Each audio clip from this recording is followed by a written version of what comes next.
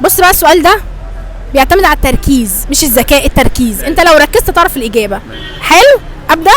طيب، في ليله في الفندق الليله الواحده عامله 1200 جنيه بالفطار. 1200 جنيه بالفطار ليله في فندق. بالفطار. والفرق ما بين الليله وما بين الفطار 1000 جنيه. الفرق ما بين الليله والفطار 1000 جنيه. يبقى الفطار عامل كام؟ وما تقولش 200 عشان لو قلت 200 هلغي الفيديو. يعني الليله في الفندق 1000 بص بس على الكاميرا، 1200 بالفطار. بالفطار. والفرق ما بين الليله في الفندق والفطار 1000 جنيه.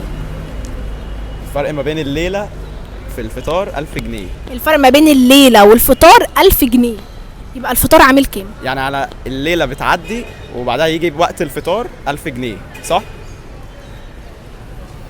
والليله والفطار عاملين 1200 جنيه بالفطار.